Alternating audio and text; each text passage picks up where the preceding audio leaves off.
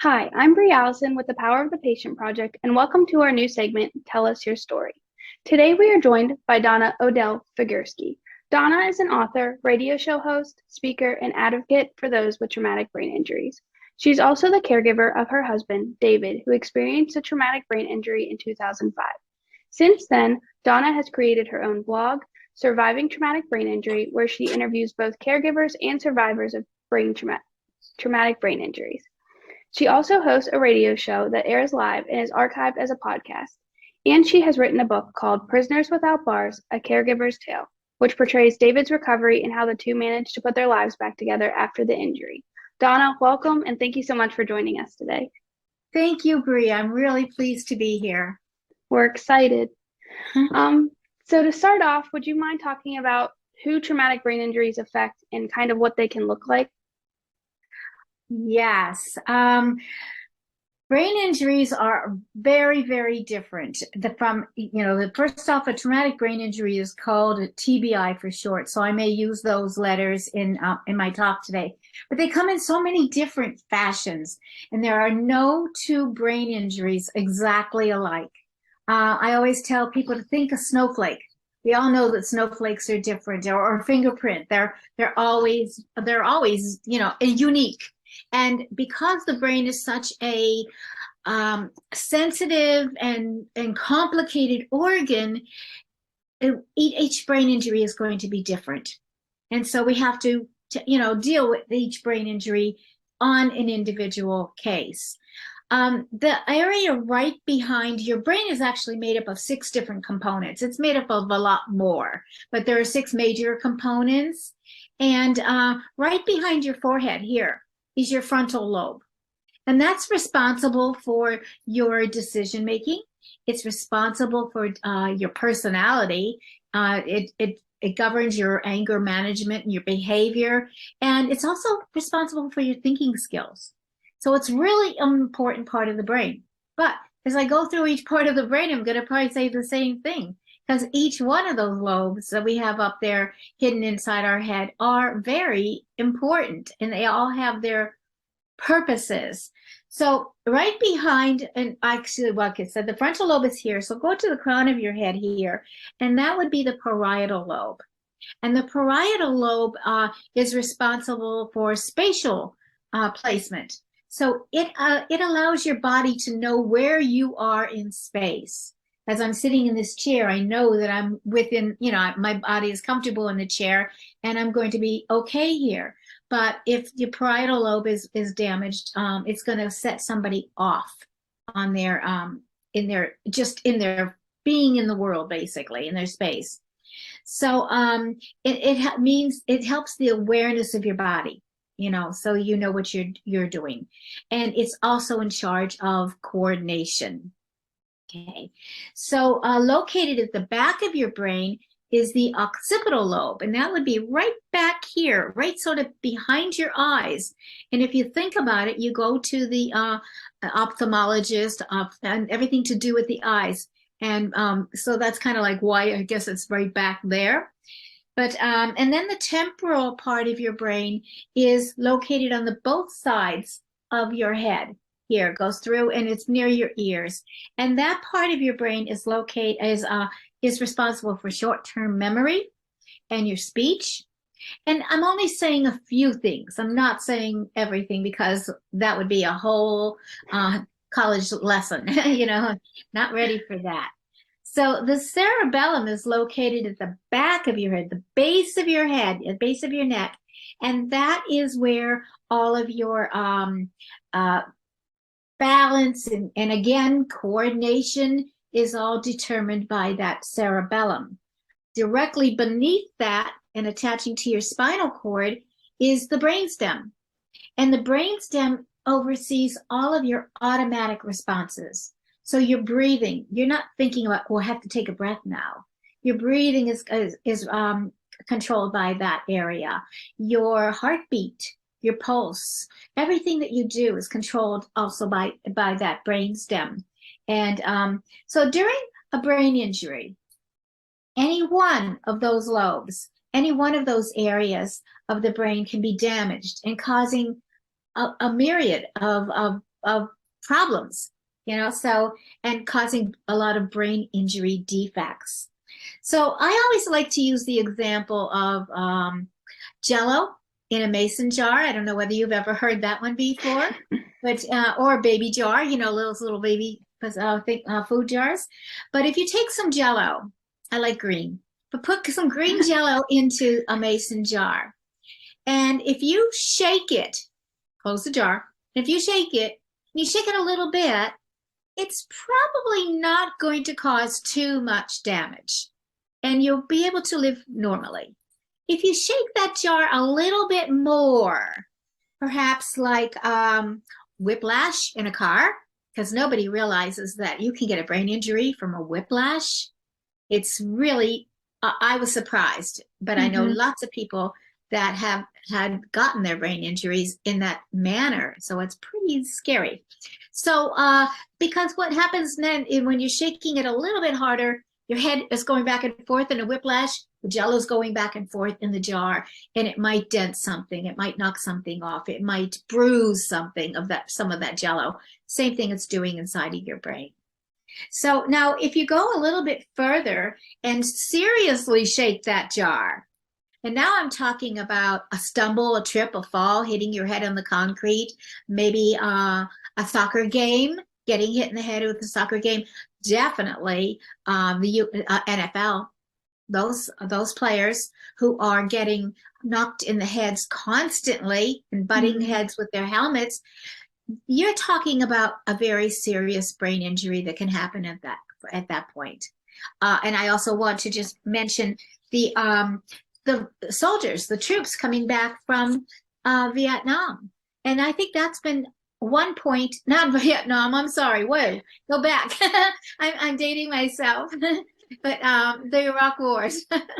And because it probably came back from Vietnam with different kinds of injuries too, and probably brain injuries.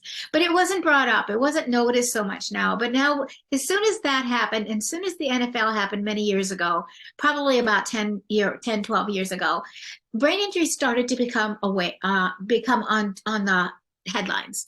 And we started to learn a little bit more about it. But prior to that, it was kind of on the back burner. People didn't know much about brain injury, and I know that I didn't. But there are brain injury. I say this on my radio show. Brain injury can happen to anyone, anywhere, and any time, and it does. And there are upwards of 2.5 million. I think the actual figure I read was 2.8 million people who have a brain TBI, have a brain injury in the world now, and that's a lot of folks. Yeah, so that's just my little scientific lesson on what a brain injury is and how it affects your brain. No, that was very helpful, because I feel like when you just think of a brain injury, you don't think of all of the different parts that it can affect on your everyday life. You don't. You really don't think about that. And, you've got this hard skull up here protecting it. So you're not really thinking that it can be hurt. And, we think about our arms and legs and getting broken, or we think about the different diseases that we have. And we're familiar with that. And you kind of say, oh, yeah, geez, that's bad. But a brain injury, they would say it was a concussion. Oh, well, just go home and don't sleep or whatever, or do sleep, whatever. They change their minds on everything. But it's like coming to the forefront now. And I think that's what's really important. And that's why I want to thank you too for doing what you do on your show, because it's really important to get the word out here. Thank you. And we're happy to have you come and talk about this, because we need stories like this to help us learn and advocate and be aware. So now that we kind of talked about brain injuries and what they really are, would you mind talking about your husband David's story and how he got his traumatic brain injury? Oh, of course. I love talking about that, only because it's here and it's happened to us, and I do want people to know about it. And I will also just preface that I have written the book Prisoners Without Bars to make more people aware of it. I can just show it to you here too, and then There we go. Prisoners Without Bars, A Caregiver's Tale. But yeah, so if you to know the whole story, you read the book. To get the little not in a nutshell, I'll tell you now. So David's brain injury occurred at 7 a.m. on January 13th in 2005. So that's nearly 18 years ago now. Fortunately, David was working at home that day, and I hadn't left for work yet. And that is a big fortunately, because had I left or had David been in his laboratory at Columbia University, no one would have been there to help him. So I was still there, and I was leaving in about 10-15 minutes, but I was still there. So I was able to see the problem that happened and get the emergency people over as fast as they could. The paramedics came, they took him to the hospital. And so, so what happened? Why did he have to go to the hospital? Well, after 9/11, we lived right outside of New York City. And after 9/11, David had a commute into the city that usually took a half an hour, but now would take an hour. And he would be backed up at the bridge, at the George Washington Bridge. So he would get up very early, about 4 o'clock in the morning. He would do his exercises, which is a combination of Tai Chi, and he'd listen to, spirit, what is it called? I don't know, Deuter's Spirit. It's like spa music, kind of thing. And he would do his Tai Chi to that. And then he'd also do chin-ups. And every morning he did 12 chin-ups. This particular morning, he did 13. And that 13th one is what caused the brain bleed. It was called a subarachnoid hemorrhage. And of course, we didn't know that at first, but David came into into our bedroom with his right eye covered. And when I saw it, it was just like blood, just bloodshot. It wasn't bleeding, but it was bloodshot, and his pain in his head was horrendous. And I just called 911 and got them over there. They got him to the hospital.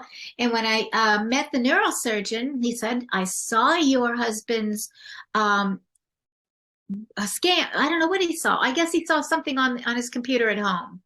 And he said, he's in very good health. And I'm like, yeah, great. He is in good health. Because I didn't know the magnitude of it yet. I still thought he was going to come home with me that afternoon. We're just going to get this taken care of and then be home. But then he goes and he said to me, your husband's in very good shape. He'll make a great organ donor. And that was it for me. I lost it. So yeah, so it was really a horrible, horrible time. And so then he told me that David would have a 1 in 600 chance of surviving his surgery that morning. Little did we know that we would be facing 2 more surgeries within the next 2 weeks. But the doctor, the neurosurgeon, was able to stop the bleed, the subarachnoid hemorrhage. He was able to control the bleed. But when I had him transferred over to Columbia Presbyterian, it was called at the time, I think it's New York Presbyterian now.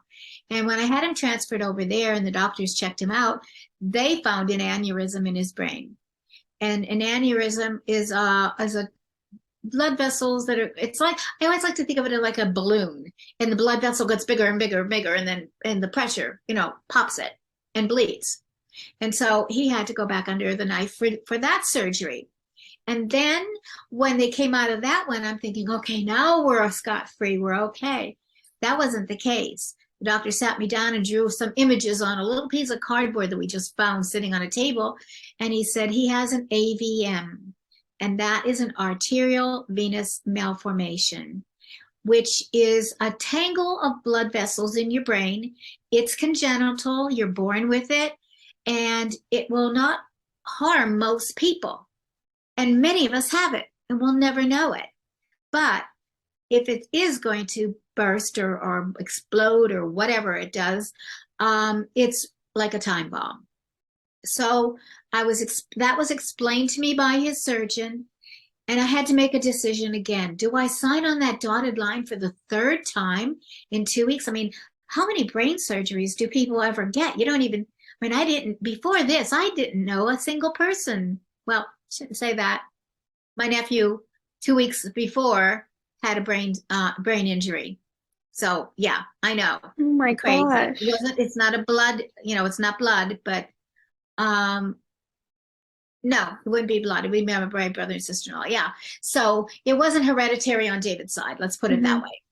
So yeah, so that was the first time. So I had an inkling of what it was, but not full comprehension of what this was. And now here I'm signing on the dotted line again for a third brain surgery. Open my husband's skull up again and see what happens. So it was a scary, scary, scary thing. And needless to say, I was a mess. I was a complete mess. But I had to stay calm and resolute because if I didn't, then I didn't want David to pick up on my fear. I Hmm. needed to be strong so that if, while he was in a coma, he could sense what was happening but sense that I was scared and really upset and worried, that could have harmed him. And I just wanted to keep a happy face. And so that's what I pretty much did the whole time. So so let me see if there's anything else. I had my notes in front of me here because even though I know the story by heart. But yeah, so anyhow, yeah, I just, went forward one foot and then the other and conquered whatever had to be done because I didn't have a choice, you Hmm. know, and I had to be David's advocate and he needed me.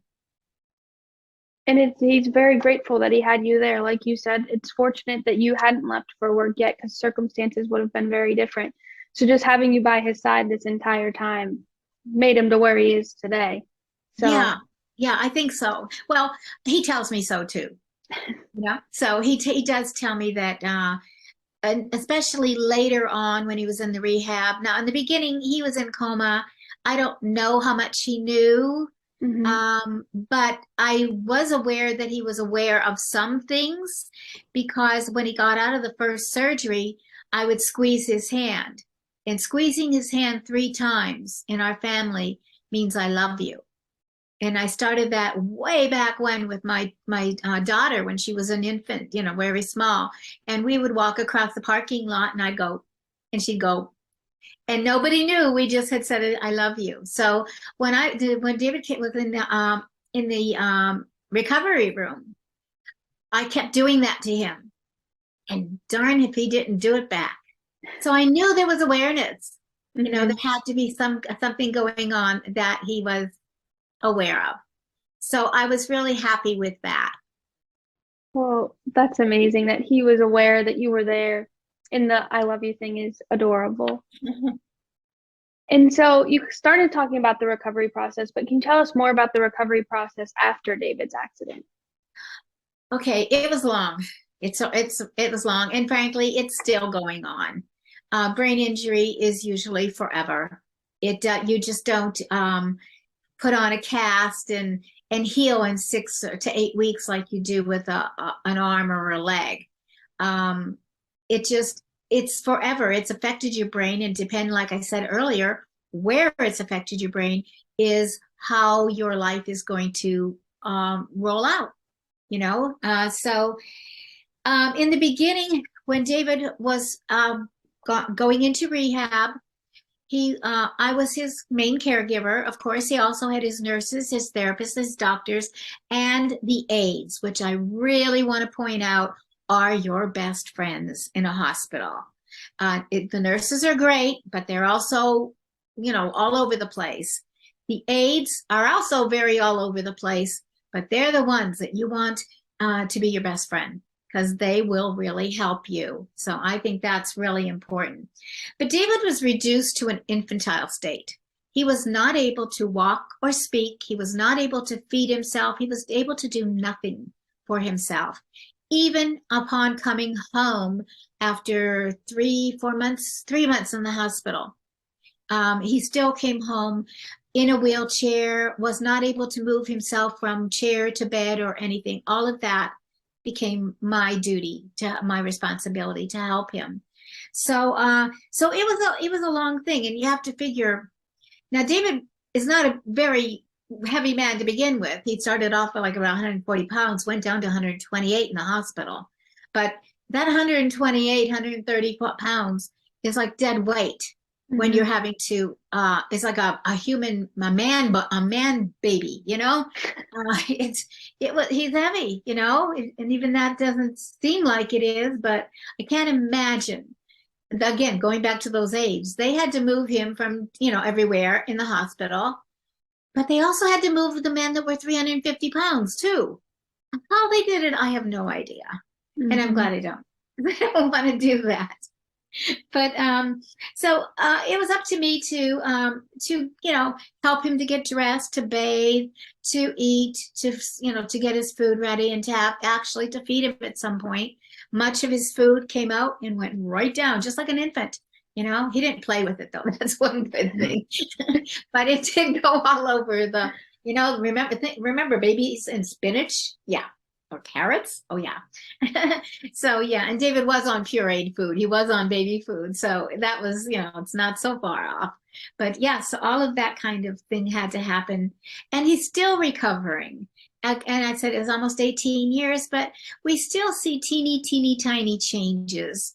But within a brain injury, they tell you you're not going to see many changes after maybe, well, they told us 6 months. Then I think it's been amended to almost 2 years. So you can expect some small changes to go on, but and I'm still looking for the miracle. Let's put it that Mhm. way. And I've reconciled that I'm not going to find the miracle, but I'll take every little small step that we can get. Mhm. So that's basically what it is for the recovery now. He still is unable to walk on his own, you know, that sort of thing. He relies on me. When I went back to work, I had to um, bring in some friends of my daughter's from Germany who came over and stayed with us because they wanted to see New York City. And so we kind of traded off there, you know, and uh, so and they were lovely. We're still wonderful friends almost 20, you know, almost 20 years later. So yeah. Well, that's good. I'm glad that there has been some progress and that um, I'm sure it's been a very long journey for you guys, but I'm very happy to hear that David is doing better today um, than in 2005. Yeah, definitely. And you talked about how you stayed in the hospital for months and you had this relationship with the aides, but how do you think the healthcare system overall handles traumatic brain injuries? Oh wow. Okay. That is a touchy subject because, and that's not a touchy subject just for me, it's for everybody. Um, I think David and I had fairly good insurance from our both of our employers, and still I had to battle over many bills that came through, and that's it's stressful. It's just Mm-hmm. stressful and causes so much angst, but you have to do it. And because David was in no position to do it, it landed on me. So I will tell you about two incidences that happened. And this is now David's out of the hospital. He's home for, I don't know, some time. We're thinking these bills are gone, you know? And all of a sudden, I get a bill in the mail for $23,000 for a service in a hospital in California where we were that I had checked with the insurance company and it was fully affirmed that they were covering everything. My Mm-hmm. son also did some checking on that same thing prior to our taking the service. And again, he was told the same thing. And after he got it, I still had to check it because it's like, it's a big thing. Mm-hmm. So, I'm taking him to it's a vital stim. What is it like? They put electrodes on you and stimulate your face to get your face to start to go back to normal. It Mm-hmm. David's never did, but we tried. So anyway, I because I called them, I called the billing office there. Because I called them, she said, and those are her words, because you called, I am able to reduce this bill to $2,300. I just said 23,000. Now we're down to 2,300. Mm-hmm. That's horrendous. Okay. I still didn't want to pay that because I was told I wasn't supposed to. So I had her keep working on it and working on it and working on it, and phone calls and phone calls and emails later. She called me, and it was 2 years later, and it was on my anniversary. It was a wonderful anniversary gift. She said, okay, we have it down to $230. I don't know what their thing was about the 23, but the zeros kept going down. And I said, you know what? I'm going to pay that and be done with it. I just didn't want to deal with it anymore after that period of time. So I paid the 230. That one was gone. But how strange. That's all I can think of. How strange that was. And the other incident was, it was at Columbia Hospital, Columbia University, Columbia Presbyterian, and they sent me a bill for $5,000, and I said, I don't understand why I'm getting this bill. So I took every one of their statements and laid them out on the floor. I had my whole office floor covered until 5 a.m. one day, and then I went into their office with all the information saying, no, you made a mistake. I was in their office from about maybe 12-ish or 11-ish, maybe even earlier, until they closed. I told them I was not leaving until I got this settled. And you know what? They found it. They pursued and continued with me on this, and we found the mistake, and I paid nothing for that. So when you say the healthcare system goes hand in hand with the hospital stay and everything, the hospital stay on the whole was good and bad. There were some parts of it were not so good. I had to fire a nurse who was maybe more harm to David than she was helping, and I had to override him because he wouldn't listen. And once I got a friend in there, actually it was the chairman of the Department of Microbiology, who stood way up here, and the doctor was down here, and he said, you will do what she's asking you. And I got what I needed, and not what I needed, what David needed. Mm-hmm. And we had to go to another hospital to get this test. So yeah, but on the whole, I would say I had some amazing nurses, some amazing doctors. Oh, the therapists were wonderful. I'm still friends with one of the therapists, and the aides. I became really good friends with many of them, and I just have such a high regard and respect for what they do.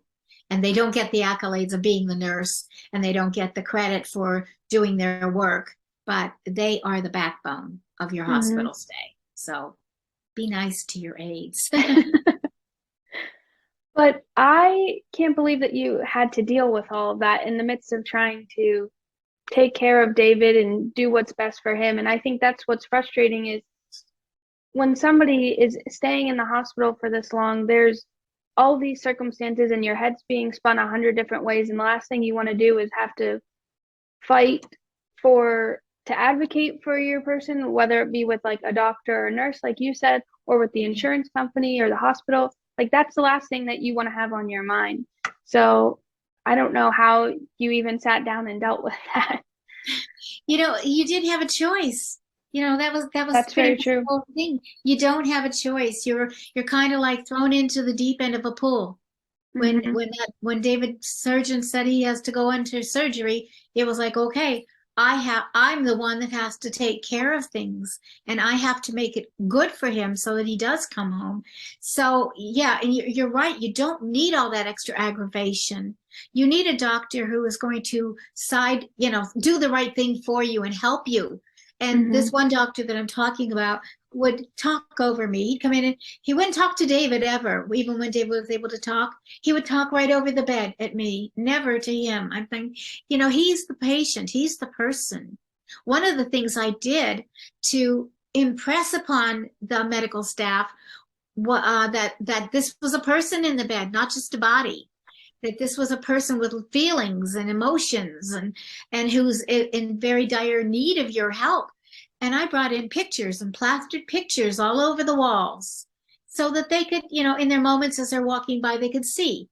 see that he was a race car driver, see him in his race car suit, see him on the podium, see him in his laboratory at Columbia, see him playing with his granddaughters, those kinds of things. I wanted him to be a person to them. I wanted them to invest in them, in him as a person, not just as their patient. And so that was one of the things I did. But when you're talking about Bri, when you're talking about how did you do all these kinds of things and you don't need to be worrying about that kind of stuff, well, those kinds of things I think cause the stress and angst, also cause PTSD, because I started to get, the phone would ring and I would panic.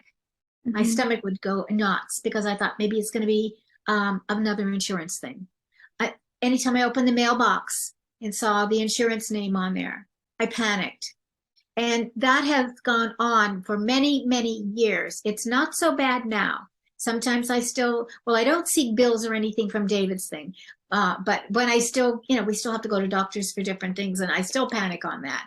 But so far, everything's been fine. But yeah, so it can cause the caregiver and other family members a lot of health issues too, because you're caring for somebody so intently. That's a very good point, and I never really thought about it from that perspective, but wow. It's just, being a caregiver is a job unlike no other. I have to agree with you, and I don't think many people understand that. And I don't think they will understand it until they ever get into that position one way or another. And I think it was Rosalind Carter had a quote, and I'm not going to say it right, but I will say it. But she said, we are all going to be caregivers at one time. Either you have been a caregiver, you will be a caregiver, you are a caregiver, or you will need a caregiver. And frankly, we're all caregivers from the very beginning. Anybody who's been a parent is a caregiver. Anybody that's babysat someone else is a caregiver. School teachers, you got lots of caregiving to give to those kids. So I mean, everybody is in that. But of course, we're talking about degrees of caregiving too. When you're talking about caregiving for somebody in this situation as David was in, that was really a very intense situation. So caregiving for children, which I did for 20 years. Sometimes that was pretty tense too. Just a different kind of tense. Yes. Okay, so that kind of perfectly transitions into my next question, which is, can you share what being a caregiver for someone with a traumatic brain injury is like, physically, emotionally, mentally? Yeah, well, being a caregiver for a survivor of traumatic brain injury is definitely a life changer. I knew nothing about brain injury before David's event on Thursday, January 13th of 2005. I felt like, as I mentioned earlier, I felt like I was thrown in a deep end of the pool, and I would sink or swim, and I had to make the choice. If I didn't swim, David and I were both going to sink, and that wasn't a good solution. So because I had no warning when this happened, neither did he, of course. I had no life raft. I was just there by myself and having to do what I needed to do. So I basically became David's lifeline, and without even knowing it, I mean, because he was in a coma, he was relying on me, and I spent nearly 14 hours a day in either the hospital or the rehab hospital for 3 months. I'd get in there by 7:30, 8 o'clock in the morning, and I'd leave at 9:30, 10.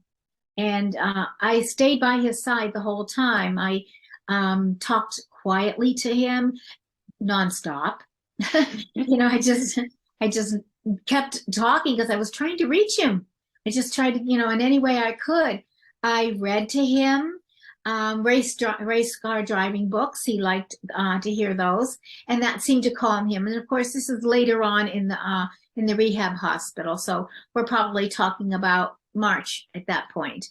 In the beginning too, in the rehab hospital, I played music for him. I think I did that actually even in the ICU when he was at Columbia, because I wanted to make him make the connections back to reality and to real life. And I thought, well, if I played the old music that we danced to as teenagers that I knew he loved, that maybe there would be some spark that way. So I did that kind of thing. So, and it was physically exhausting, obviously, because when I came home, I had an apartment in New York City at the time. I was very fortunate that David's department chairman set me up in an apartment for 2 weeks by the hospital while he was there. And then the rehab hospital was closer to our home, so I could go back and forth on that once he got into that area. So, but it was exhausting, even staying just 2 blocks away from the hospital or driving the 30 minutes to the rehab and being there all day. You're totally on. You're totally on, so, but I would do it again. I wouldn't have changed anything. I would have done the same thing because I felt that it was important that I was there for him. It was important for his well-being to think I was there, to know I was there, even if he was in a coma, even when he came out of the coma and he was in rehab, he still wasn't really with us. He was in bed and he was doing his therapies and everything, but he wasn't really altogether, coherent at that point. And as I said before, brain injury is not like a broken bone. It takes forever. And it goes on, and it has to be dealt with in that manner. And we know that the brain is not well charted territory, and so much more is just needed for us to learn about the brain. And it's kind of like on the horizon, I think. The scientists and doctors, medics have done a very good job of discovering all the different parts of the body part, but the brain has been kind of left behind, and I'm hoping that'll be catching up soon. I hope so too.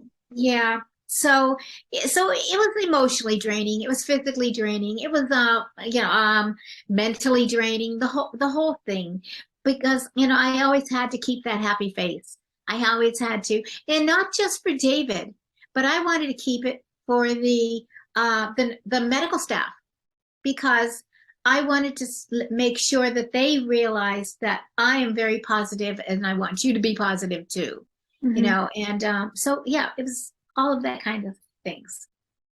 I feel like being in with David all day, just putting on that front for him, and like you said, for the staff, and then going home, and even when you're not there, you're still thinking about him, and your mind, I feel like, probably never stopped. Which just affected your emotions and your physical exhaustion as well. True. Like when I went home, I had to write the updates to the family across the country, because there were only 2 family members that lived anywhere near me in New Jersey. Most of our family was spread out across the country, all the way to New Mexico, California, Mississippi, everywhere, to Michigan. So there was nobody, but everybody was there for the initial event. And I had the support from them then. But of course, after a few days, everybody has to get back to their own lives. They have to get back to their jobs and their families. And it's completely understandable. But so I was pretty much running the show on my own. And so, yeah. And then those updates were just telling everybody what happened today. David blinked his eye. Those were really important things that people wanted to know, because they brought their black suits when they came out to the hospital, because nobody really thought he was going to make it. So, yeah, all of the above: emotional, physical, mental. And that became your life. And it's this whole process of recovery, I'm sure, has just been a journey for you and David. So what would you say has been the most difficult obstacle for both of you to overcome? And what has helped you get through these last, would you say, 18 years? Yeah, wow. Yikes. There were so many difficult hurdles to overcome, and they change. Like in the beginning, it was the feeding and the moving David from place to place. So that was difficult. That was a huge hurdle to find myself in that position that I had to take care of those things. I had to. There was nobody else to do it. And David and I both had jobs outside of the home, but once this occurred, and we also had jobs inside the home that we each took care of. But once this happened, it was a role change. At that point, it wasn't so much a change, it was just his role came to me. So my role didn't go away, but his role came to me. And that meant that although we were empty nesters, you know, when the children were there, I was the one that made the lunches or helped them with the homework or ran the errands with them to the dentist, to the doctor, to the soccer field and things like that. Those were my responsibilities. David's responsibilities after he came home, and he had some very long days at work, would be taking care of the yard, taking care of car maintenance, doing the bills, anything financial, anything, the taxes, anything like that was all in David's plate. And I knew nothing about that. Fortunately, by the time we had this, we had no yard to take care of. We were in a condo, not townhouse. So we didn't have that. But the other jobs did come to me, paying the bills, paying the taxes, even, you know, just, I didn't know what bills we pay, what bills we had. I didn't know what bills we paid. I didn't know how to pay a bill. So when I started to do it, I started paying them, but I paid them sometimes twice or not at all, you know. Whatever happened. And then, but of course, I learned, you know, so I took on that responsibility. I've taken on having to, you know, prepare the taxes. Now, that doesn't mean I do the taxes, all the paperwork, but you know what, if you have to get taxes ready, there's tons of stuff. There are tons of papers that you have to pick out and take to the tax accountant so they have the information that you need. And I was like, I have no idea. And David was no help at that point. So I just had to do the best I could, you know, those little notices that come in, but also the medical bills, I had to account for those. And so that was a lot. And talk about the emotional and mental draining, going back to the question before. Yeah, that all accrued and fell into that category.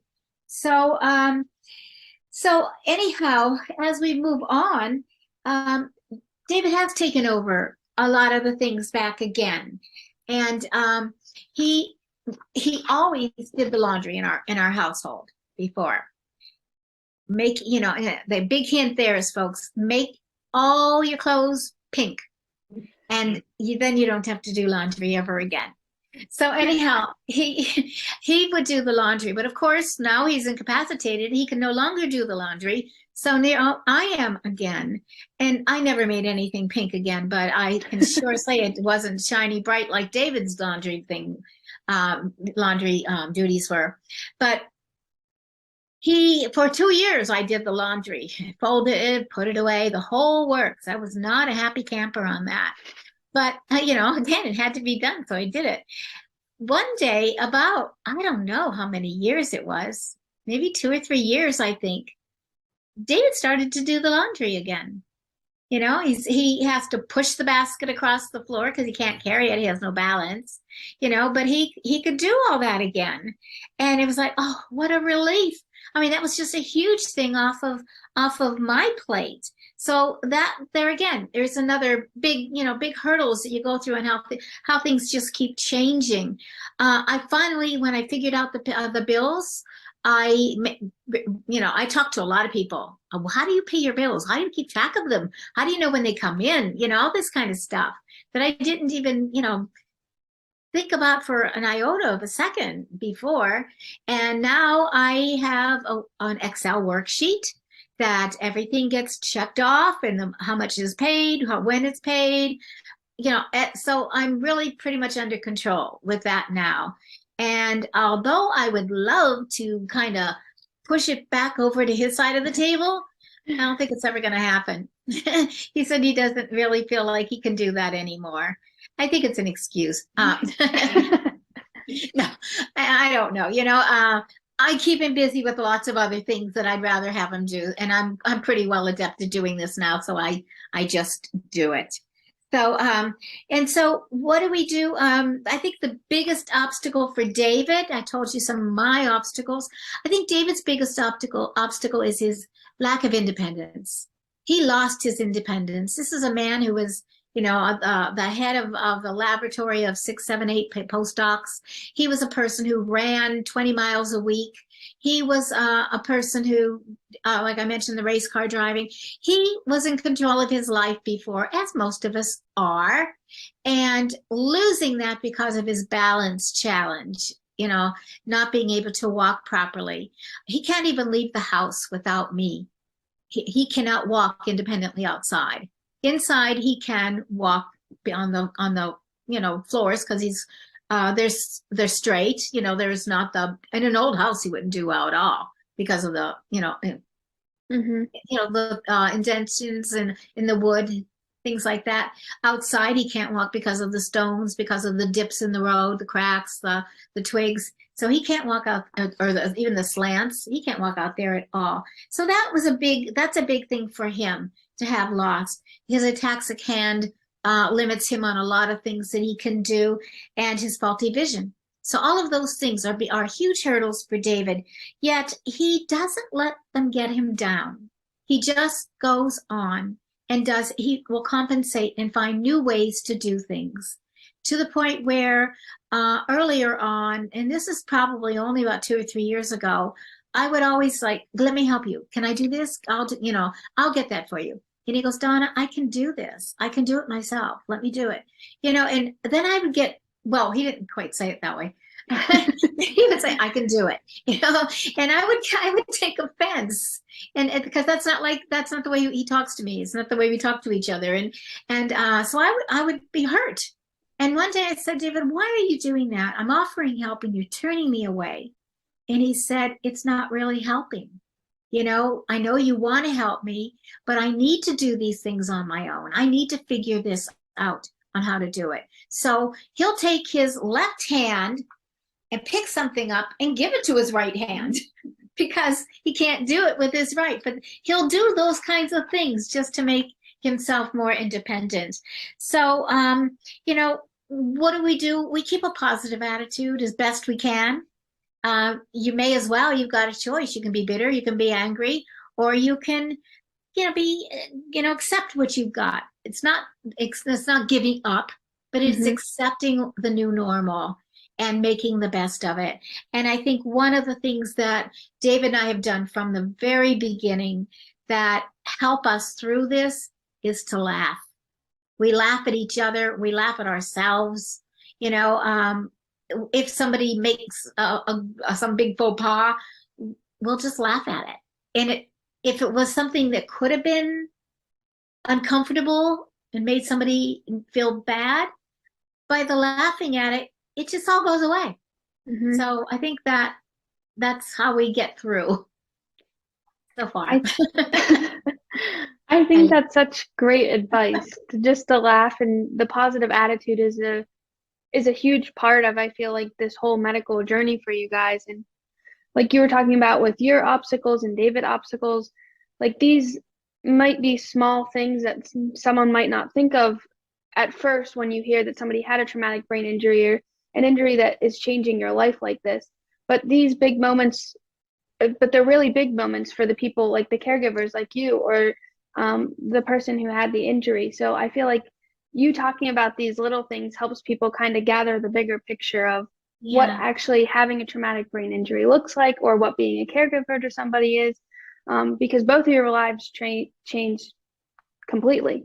Yes. So it isn't a life we would have chosen, but it is the life we're given. So we have it, and that's what we're gonna, like I said, you can make it fun and pleasant, or you can be bitter and angry, and who wants that? But I think it's funny when you said the little things, because on my blog, Surviving Traumatic Brain Injury, I have a category called Itty Bitty Giant Steps. And basically what that is for caregivers, and I'm sorry, mostly for survivors, but for caregivers as well. But I had one caregiver write on social media. She was so happy and elated that day. And she said, I tied my shoe. for the first time in years. This is an adult, you know. I tied my shoe and I said, oh my God, that is worth cheering about. And it was an itty bitty giant step for her. So I contacted her and we wrote it up and it's on the blog. And then a lot of people would send me things like that. You know, just being able to do something for the first time that you haven't done in so long. Yeah, you've got to celebrate those things. Mm-hmm. Sometimes we just take those for granted, but yeah, absolutely.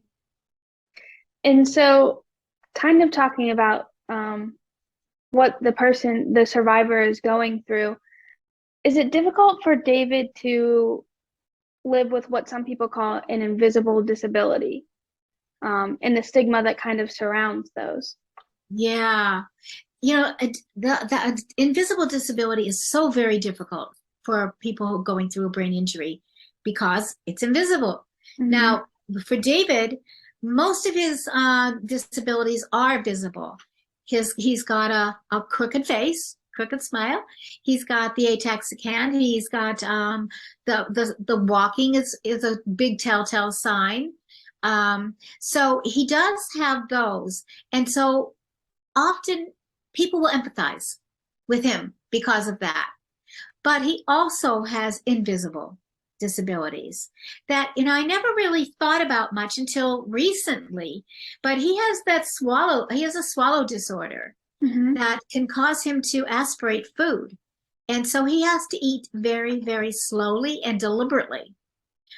Because of that crooked smile, the paralysis in his right side, he loses control of his chewing.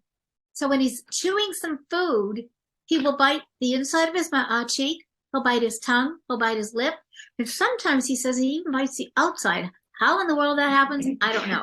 He tried to explain it to me, and it's like, I don't know how you're doing that one, but believe me, it does.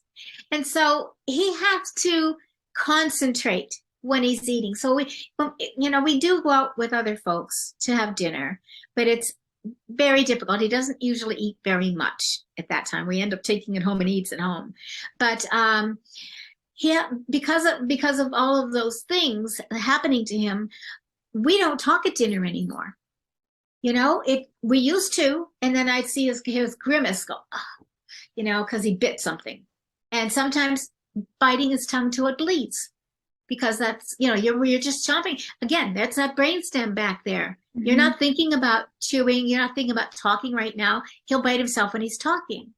So he has to concentrate on that. So our dinners now are silent. That's only happened this year. We finally figured it out. It took us this long to figure it out.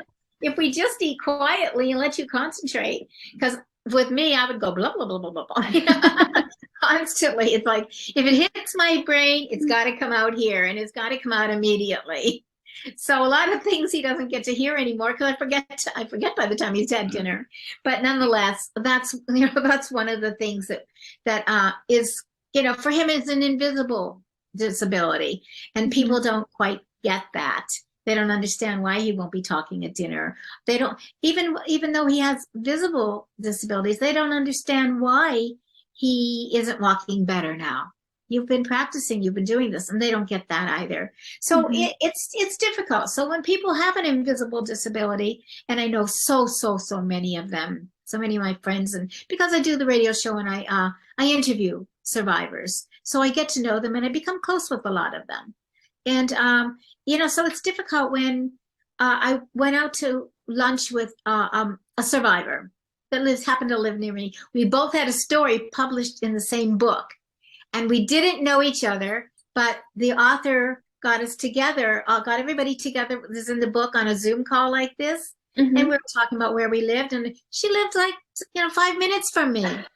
So I was like, okay, we have got to get together. So we do now all the time, get together for lunch. But I called her up to go to lunch the first time. And the first thing I did is I chose a very loud restaurant. And then I realized she can't do that. She's got light and sound sensitivity, and that's a big thing for survivors. That noise will send them over the edge.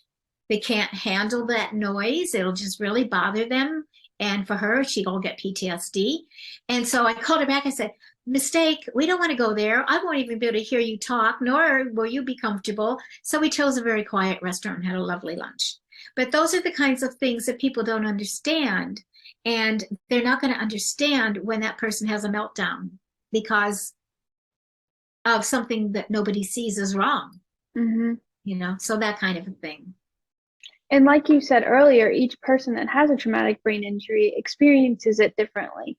So I feel Exactly. like we already are not that aware of traumatic brain injuries and how people are affected by them, but then it's every person's different. So you have to think about it from that perspective. Like David might experience this, but your friend might not. Right. So yeah, that's a very Exactly. important part. And I never can figure out, well, I think I have. I think I would rather that David had physical disabilities. Even though he does have some of the other, well, they're all physical though, they're all physical. Yeah. Then have cognitive disabilities that people have. Now that's a little bit different than invisible, but the cognitive is kind of invisible. The anger management, the personality change, that kind of stuff that people can't understand. Why is that person acting that way? So and they don't get it. They don't understand why it's happening. And it's hard. It's hard to understand that. I'm not saying they're wrong in not understanding, but I think shows like this, my blog, my book, my, things like that, those are things that are bringing the awareness out there. So if we reach even one or two people to understand a little bit more about it without having to go through it, I think that's a good goal. Exactly. And I think that, like you said, this show, your blog and your show are helping people learn not to make those judgments based off of one experience that they had or just seeing somebody. We can be quick to judge. And I think that these Yeah, instances allow us to learn and take the time to actually get to know somebody without just making this assumption. exactly. And I have one more question for you. What do you wish more people knew about traumatic brain injuries? I would hope, I guess I have two things that I would hope for. I would hope that more people would learn more about them. I hope that more people will become more aware of what a traumatic brain injury is, because I said it's one of the highest deaths by injury in the country. So I think it, and if you have a heads up on it, at least you might have some idea. You're not jumping in that pool and drowning. You'll have some little bit of a life raft or lifeline to hang on to because you'll know a little bit about it. I'm not saying you need to know a lot, but just to know what it might entail and how it's going to impact you, your survivor, or yourself as a caregiver. Um, and I think they need to know that brain injury is generally a life um I was going to say a life sentence, but that doesn't sound right. But it kind of is. It lasts forever. It's a lifelong long thing. That's what I wanted to say, lifelong thing. So, but and I hope that that caregivers, survivors, their families, and their friends can accept their new life, their new normal, and make the best of it. I think those are the kinds of things that I really hope that we have accomplished here today, and that you accomplished, I accomplished, and so many others that are out here trying to work in the same field to get people to understand what brain injury is all about. Definitely. Each day with your survivor is a gift. So Yeah, just like you said, be happy, laugh, and live it with them. yeah, absolutely. And that concludes our interview for today. Again, Donna, thank you so much for joining us and sharing your family story. David is blessed to have you as a wife, caregiver, and an advocate. And we thank you for the work that you are doing to spread awareness about traumatic brain injuries. It is truly astounding. And please make sure to check out Donna's blog at survivingtraumaticbraininjury.com and her book, Prisoners Without Bars, A Caregiver's Tale, which can be purchased on Amazon as a paperback, audiobook, or a Kindle version. And if you're interested in telling your story to us, please reach out to me with your name and email address to set up an interview. Email me at powerofpatient@gmail.com. I'm Bri Allison for the Power of the Patient Project, the National Library of Patient Rights and Advocacy. Thank you so much for watching.